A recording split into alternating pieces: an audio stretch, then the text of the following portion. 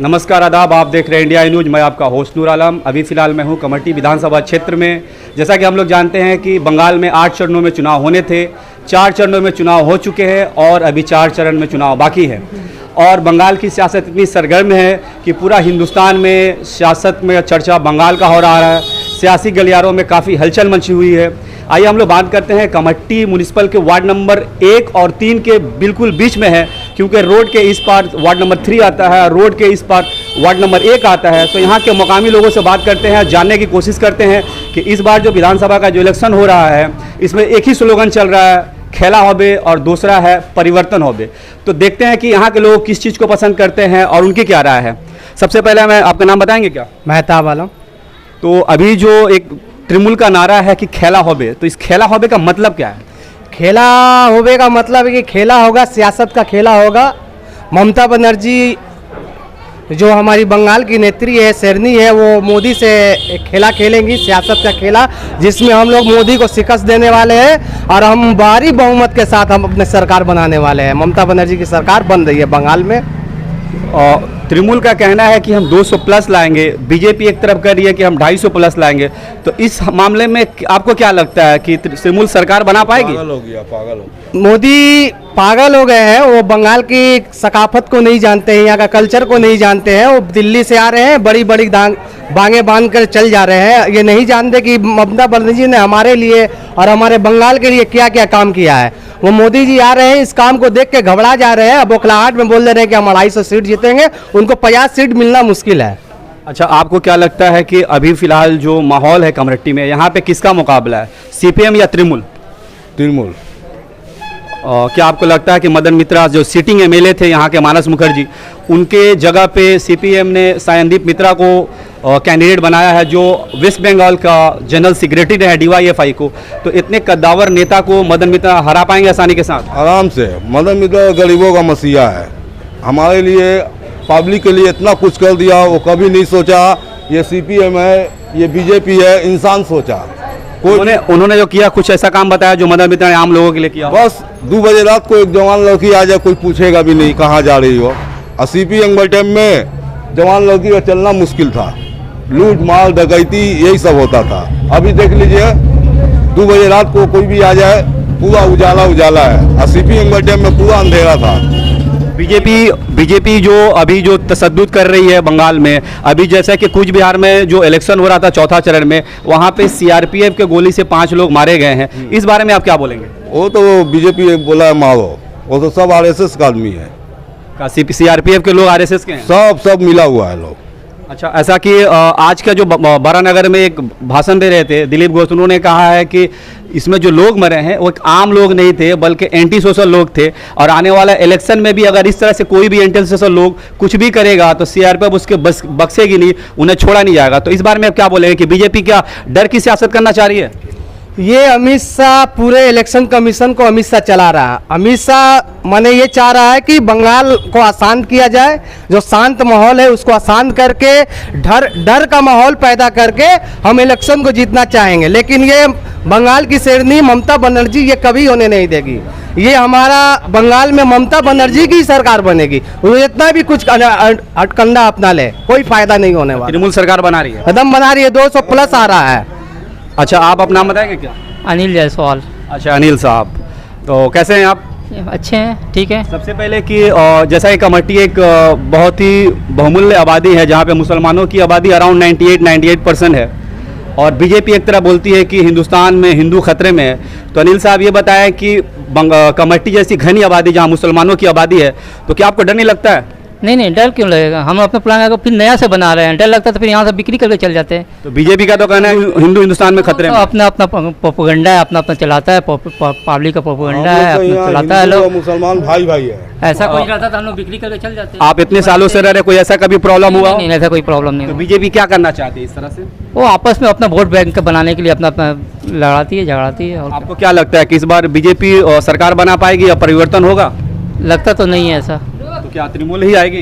तृणमूल आएगा। पूरा 100% तो लग ही रहा है। लेकिन पिछला दो बार जो इलेक्शन हुआ है और लास्ट टाइम जो सीपीआईएम के कैंडिडेट मानस मुखर्जी ने जीत हासिल की थी, तो इस बार क्या लगता है कि सायनदीप मित्रा को हरा पाएंगे मदन मित्रा? कोई सायनदीप मित्रा, कोई भी राजू वाजू नहीं है। यहाँ का एक ही लड़का है, एक ही आदमी है, एक ही है, मदन मित्रा। सुबह से लेकर रात तक जो भी है मदन मित्रा है। जैसा कि आप देख सकते हैं कि यहाँ उठाता है। जैसा कि आप देख रहे हैं कि अनिल साहब से बात हो रही थी। उन्होंने बताया कि मैं भले ही कमेटी में रहता हूं, लेकिन कभी मुझे ऐसा डर नहीं लगा, मुसलमानों के बीच में रहकर के मुझे ऐसा डर नहीं लगा कि मैं यहाँ पे अकेला हूँ। बीजेपी जो है सिर्फ डर की सियासत करना चाहती है और वो कहती है कि हिंदुस्तान में हिंदू खतरे में है। आइए और भी कोई लोगों से बात करना चाहते हैं। आप अपना नाम बताएंगे क्या? मैं मासूम साहब, और आपको क्या लगता है, दीदी या मोदी? मुझे तो लगता है कि दीदी की सरकार बनेगी अब की बार 2021 में। लेकिन जो हालात है आप देख रहे हैं कि स्टार्टिंग से ही बहुत सारे तृणमूल के नेता बीजेपी में चले गए और माने जो फर्स्ट 2 फेज में जो इलेक्शंस हुए हैं आप देखे होंगे, हालत तो दीदी का बहुत ख़राब है। जिस तरह तारीख का हम मुताला करते हैं तो अंग्रेज़ों का ज़माना में जिस तरह फूट डालो और हुकूमत करो, ये सियासत चलते थे, वही हाल आज भी है। बीजेपी कर रही है, एक दूसरे में लड़ाने के लिए, एक दूसरे में तफरका लगा के अपने में दल में शामिल करके दूसरे को बर्बाद तबाह करने के लिए, ये बंगाल में इन लोगों का यही सियासत है। अगर आप सुने होंगे तो एक वीडियो लीक हुआ है, ऑडियो लीक हुआ है पीके का, प्रशांत किशोर का, जिसमें वो बात कर रहे हैं मीडिया वालों से और उनका कहना है कि इस बार दीदी की सरकार नहीं बन पाएगी, बहुत सारे कैंडिडेट बाद इलेक्शन चले जाएंगे, शायद दीदी की सरकार ना बने। और वो वीडियो वायरल होने के बाद मतलब सियासी सरगर्मियाँ काफ़ी हलचल मच चुकी है। इस बारे में आप क्या बोलेंगे? इस बारे में यही बोलना चाहते हैं कि प्रशांत किशोर पहले ही बता चुके हैं कि 100 से ज़्यादा उनको सीटें नहीं मिलेगी। नहीं, ये तो ऑफिशियली था, ऑन कैमरा था। ऑफ कैमरा जब वो मीडिया से बात कर रहे थे तो वो कह रहे थे कि दीदी हार जाएंगी, वो उनका जो कूड़पन है, जो बखलाहट में कुछ बोल देती है, उससे नेगेटिव आएगा। तो इस बारे में आप क्या बोलेंगे? ये भी उनका एक प्रोपगंडा है, जो बातों को काट छाट के हमेशा ये करते हैं इस तरीके की सियासत। ऐसा कोई फर्क नहीं पड़ेगा, दीदी दोबारा 200 से ज़्यादा सीटों से कामयाब। आपका कहना है कि बीजेपी जो वीडियो ऑडियो रिलीज की है, इसमें भी कोई उसकी साजिश है? बिल्कुल उसमें साजिश है, अपना यही काम है। आप नाम बताएंगे क्या? जी, मेरा नाम अजय कुमार जायसवाल है, मैं वार्ड नंबर 1 का रहने वाला हूँ। तो अजय जी, आपके वार्ड में कैसा काम हुआ है? मेरे वार्ड में जो हमारे जो वाइस चेयरमैन है सुतार चटर्जी पंकुदा, बहुत अच्छा काम करते हैं। हर दिन 24 घंटा वो सर्विस में रहते हैं। आपको क्या लगता है कि तुषार चटर्जी के कामों को देख करके आपके वार्ड के लोग वोट देंगे मदन मित्रा को? जरूर देंगे। तुषार चटर्जी बहुत अच्छा काम करते हैं। तुषार चटर्जी के अलावा हमारे इनासुर रहमान गुड्डू भाई है, जो 24 घंटा हम लोग को खिदमत करते हैं। समाज में कुछ भी हो वो 24 घंटा मदद करते हैं। गरीब से गरीब लड़की का शादी में वो पैसा देते हैं, जितना हो सके वो मदद करते हैं। अजय जी, खेला या परिवर्तन? जी, हमको तो मदन मित्रा चाहिए। 2011 साल में हम लोग मदन मित्रा को वोट देकर बैंकॉक गया था, इस बार भी हम लोग मदन मित्रा को ही वोट देंगे। चलिए, बात करने के लिए धन्यवाद। अपना नाम बताएंगे क्या? मेरा नाम मोती परवेज वारसी है। तो आप काम करते हैं या कारोबार है आपका, मतलब बिजनेसमैन है? हम काम करते हैं। बीजेपी का तो कहना है कि दीदी ने बंगाल में लोगों को नौकरी नहीं दी है। बहुत नौकरी दिया है, जहाँ नज़र उठाओ कमट्टी का लड़का का नज़र आएगा। मुस्पल हो, मेडिकल कॉलेज हो, SI हो, CSC हो, शॉर्ट लेग हो, का नाम नेताजी स्टेडियम में हो, ये हर जगह काम दिए कमेटी के आदमी को। लेकिन सीपीएम तो इल्ज़ाम लगाती है कि मदन मित्रा की हमायत में यहाँ पे गुंडागर्दी ज़्यादा बढ़ी हुई है। यहाँ पर कोई गुंडागर्दी नहीं है। पहले तो यहाँ पर CPM के टाइम में बम चलता था, गोली चलता रहा, यहाँ पर लेडीज़ लोग आने जाने में बहुत उन लोग का दुश्वारी होता रहा, गोली मारा जाता रहा, ये किया जाता रहा। आज 2 बजे रात में लेडीज़ लोग आराम से आ सकती है, जा सकती है, कोई चिंता नहीं है, वाला नहीं है, कोई इसको परेशान नहीं करता है। आपको क्या लगता है कि अभी तृणमूल की हुकूमत में कमेटी के लोग अमन अमान शांति से रह रहे हैं? बहुत शांति से रह रहे हैं। इसको देख करके बहुत खुशहाल रह रहे हैं। हमारे हिंदू मुस्लिम भाई सब मिल कर रह रहे हैं। इसको देख करके आप वोट देंगे? एकदम TMC को वोट देंगे। ममता बनर्जी ने तो काम किया है, लॉकडाउन में तो काम किया है। ये लोग तो अपना घर में बैठा था।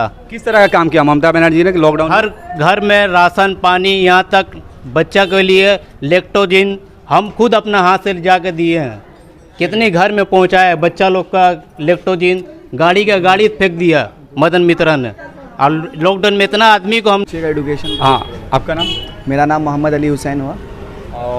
आप क्या एम्प्लॉयड है या बिजनेसमैन है?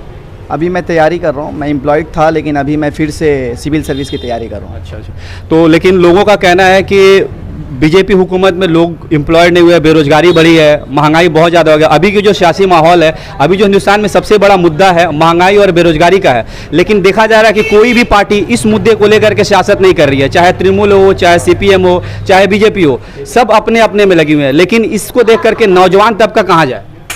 देखिए, ऐसा कोई बात नहीं है कि तृणमूल कांग्रेस ने नहीं दिया है एम्प्लॉयमेंट। बहुत सारे टेट में देखिएगा, हमारे यहाँ से बहुत सारे लड़के टीचर बने हुए हैं, प्राइमरी स्कूल का टीचर बने हैं। उसके बाद से देखिए, ये बात मैं मानता हूँ कि एम्प्लॉयमेंट उस लेवल पे नहीं हुआ है, उसमें नेशनल का भी, सेंटर का भी बहुत बड़ा कमी रहा है। जो मंदी उन्होंने इस तरह से उनकी नीति हुई है, GST हुई हो या नोटबंदी हुई है, इस सबका असर तो पड़ा है एम्प्लॉयमेंट पे, और हमारा GDP कम हुआ है इससे, तो एम्प्लॉयमेंट पे असर पड़ता है। लेकिन ममता बनर्जी ने इसके होते हुए भी बहुत सारे काम किए हैं, बहुत सारे। देखिए, लड़कों का मतलब कि नए नए रोज़गार पैदा करने के लिए एडुकेशन पे काम किया है उन्होंने। मोदी जी ने तो कहा था कि मैं साल में 2 करोड़ नौकरी हम लोग देंगे, इस बारे में आप क्या बोलो? अरे वो सब तो हवा है उनका बात, जितना भी बात है उनका इसी तरह से हवा हो जाता है। वो ऐसा बात करते हैं। आप देखिए, मैं ये बोलता हूँ कि अब यहाँ पे बंगाल में आके बोलते हैं सोनार बंगला बनाएंगे।